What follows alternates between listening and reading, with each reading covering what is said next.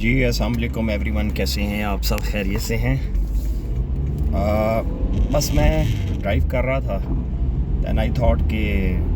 جو کل ایک بچے نے مجھ سے بات کی کہ جی ٹی او ٹاسک کے بارے میں، تو دیکھیں بچے ذرا تھوڑے گھبرا جاتے ہیں کہ جی ہم لوگ پریکٹس میں نہیں ہوتے تو وہاں پر ہم G T O task perform کر سکیں گے کہ نہیں کر سکیں گے۔ بات یہ ہے کہ اپنی جو روزمرہ کی ایکسرسائزز ہیں وہ تو آپ کر سکتے ہیں نا، وہ تو آپ پرفارم کیا کریں، ٹھیک ہے، تاکہ جو ہے وہ آپ کے مسلز ٹیون اپ ہو جائیں ویٹ اٹھانے کے لیے، کیونکہ وہاں پر آپ کو ڈرم وغیرہ اٹھانے پڑتے ہیں، بلیاں اٹھانی پڑتی ہیں، پھٹے اٹھانے پڑتے ہیں، اور بلاکس ہوتے ہیں جو کہ آپ کو اٹھانے پڑتے ہیں۔ تو ڈیفینیٹلی اس کے لیے آپ کے جو آرم مسلز اور آپ کے جو لیگ مسلز ہیں اور ایبڈومنل مسلز ہیں یہ اسٹرانگ ہونے چاہیے۔ تو باقی جی ٹی او ٹاسک میں ایسا کچھ بھی نہیں ہے، اس میں کمانڈ لیڈرشپ کوالٹیز جو ہیں وہ دیکھی جاتی ہیں، جیسے کہ میں نے پہلے بھی آپ لوگوں کو بتایا کہ کمانڈ اور لیڈرشپ کوالٹیز کے لیے آپ کا عبور کتنا ہے، آپ کتنے اچھے طریقے سے جو ہے وہ آرڈرز کو فالو کرتے ہیں اور ان کو صحیح معنوں میں امپلیمنٹ کرواتے ہیں، یہ بہت ضروری ہے۔ اس کے لیے میں نے جس طرح آپ لوگوں کو خود بھی جیسے بتایا تھا کہ ہمارا فار ایگزامپل جس طرح سیمی گروپ ٹاسک ہوا تو اس میں ہم 3 تھے لڑکے سلیکٹ ہوئے تھے۔ تو جب بھی آپ کو کوئی ٹاسک ملتا ہے تو آپ کو جی ٹی او جو ہے وہ کچھ انسٹرکشنز دیتا ہے،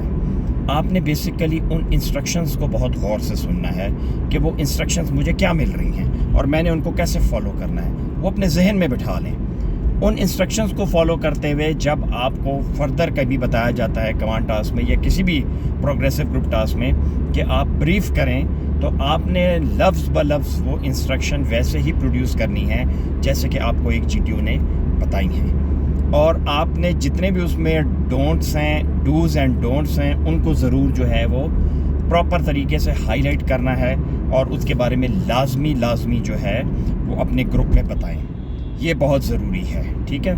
اور جس وقت کام شروع ہو جاتا ہے آپ کرتے ہیں تو یہ یقین رکھیں کہ آپ کے پاس کوئی نہ کوئی پلاننگ اور بیک اپ پہ کوئی نہ کوئی دوسرا الٹرنیٹ پلان ہونا چاہیے،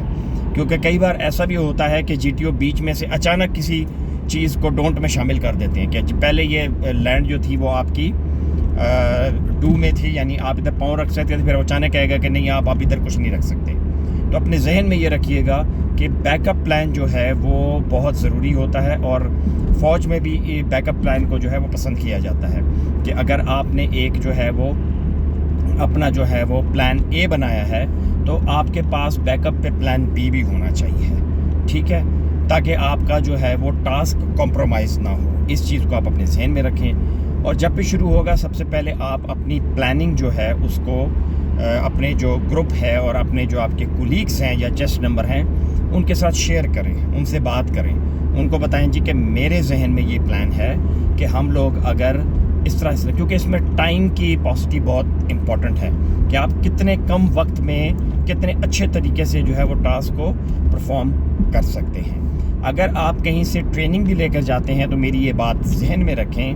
ان کو پتہ ضرور چل جاتا ہے، لیکن جب تک آپ اپنے منہ سے خود نہیں بولیں گے کہ ہاں جی میں نے ٹریننگ لی ہے تو وہ آپ کو کچھ نہیں کہیں گے۔ وہ یہی ہے کہ جی آپ نے کسی انکل سے ٹریننگ لے لی، کسی خالو سے ٹریننگ لے لی، کسی ماموں سے ٹریننگ لے لی، یا فوج میں، ایئر فورس، نیوی میں کوئی اور جاننے والے فادر کے کوئی دوست ہیں ان سے گائیڈنس لے لی، وہ ایکسیپٹیبل ہے، لیکن پراپر یہ جو کوچز سینٹر بنے ہوئے ہیں، ٹریننگ سینٹرز بنے ہوئے ہیں، وہ انہوں نے آؤٹ آف باؤنڈ کیے ہوئے ہیں، لیکن پھر بھی بچے جو ہیں وہ کر کے ضرور جاتے ہیں، لیکن اتنا ہوشیاری وہاں پر نہ دکھانا کہ بالکل جو ہے وہ آپ ایکسپوزڈ ہو جائیں اور ان کو یہ کنفرم ہو جائے کہ یہ بچہ ٹریننگ لے کر آیا، تو پھر آپ کے لیے ذرا مشکل کھڑی ہو سکتی ہے۔ لیکن کبھی بھی کسی بھی طریقے سے اگر آپ سے جو ہے وہ جی ٹی او یا کوئی اور پوچھتا ہے کہ آپ نے ٹریننگ لی ہے تو آپ کا جواب صاف انکار ہونا چاہیے کہ جی میں نے کہیں سے بھی کوئی ٹریننگ نہیں لی، کیونکہ آپ کی انسٹرکشنز میں لکھا ہوا ہے کہ بچے ٹریننگ نہ لے کر آئیں۔ تو یہ آپ نے اپنے ذہن میں رکھنا ہے، ٹھیک ہے، کہ آپ نے بتانا نہیں ہے۔ لیکن اگر آپ جی ٹی او ٹاسک کی کہیں سے تھوڑی ٹریننگ لے کر چلے جاتے ہیں، کوئی 10-15 دن جو ہے وہ کسی جگہ پر کسی اچھے سے کوچنگ سینٹر میں، ٹریننگ سینٹر میں ایس ایس بی کے جو ہے وہ ٹریننگ کر کے جاتے ہیں، رسا چسا چڑھنا ہو گیا، پھٹے بلیاں اٹھانا، تو وہ آپ کو اس ٹائم پر کافی جو ہے وہ فائدہ دے گا، ٹھیک ہے۔ باقی میں نے آپ کو یہ بتا دیا کہ कमांड टास्क के अंदर और ये जितने भी GTO के टास्क हैं प्रोग्रेसिव में, बेसिकली वो आपकी लीडरशिप क्वालिटीज़ को जो है वो देखते हैं कि आप बच्चे के अंदर लीडरशिप क्वालिटीज़ जो है वो कितनी है और कैसी हैं। ये दोनों में फ़र्क है कि कितनी का मतलब ये इसमें है 80%, 90%, एक पैमाना रख दिया कि हाँ ठीक है 80%, 70% ये है, लेकिन किस तरह से वो उसको इम्प्लीमेंट करता है, उसने कितना टाइम को मैनेज किया, कैसे चीज़ों को मैनेज किया,